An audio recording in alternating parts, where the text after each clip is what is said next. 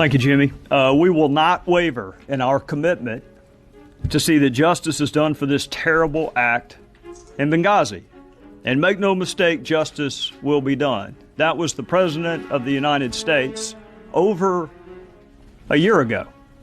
We're investigating exactly what happened, but my biggest priority now is bringing those folks to justice. That was the President of the United States over a year ago. No one has been arrested. No one has been prosecuted. No one has been brought to justice. We don't even have access to the witnesses. You and the media were good enough for my 16 years as a prosecutor not to tell me how to do my job. And so far in Congress, y'all have been good enough not to tell me how to do my job. I'm not telling you how to do your job. But I'm going to ask you some questions, and if you can't answer these questions, then I'll leave you to draw whatever conclusion you want to draw about whether or not the media has provided sufficient oversight. Can you tell me why Chris Stevens was in Benghazi the night that he was killed? Do you know? Does it bother you whether or not you know why Chris Stevens was in Benghazi? Do you know why we were the last flag flying in Benghazi after the British had left and the Red Cross had been bombed?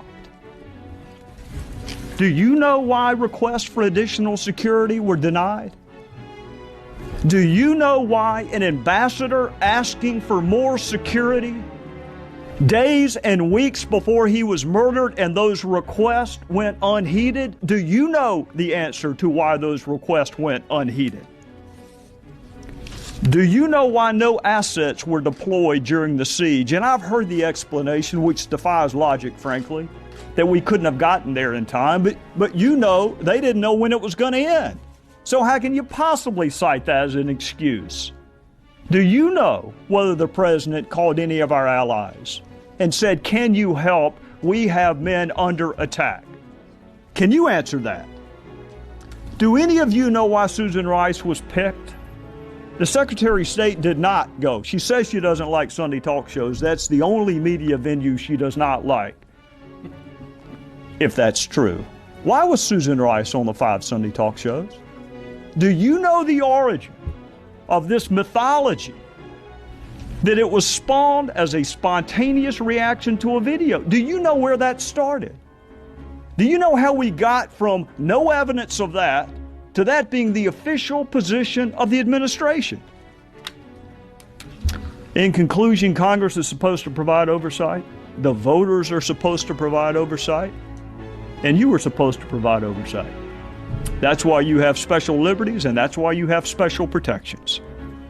I am not surprised that the President of the United States called this a phony scandal. I'm not surprised that Secretary Clinton asked, what difference does it make? I'm not even surprised that Jay Carney said Benghazi happened a long time ago. I'm just surprised at how many people bought it.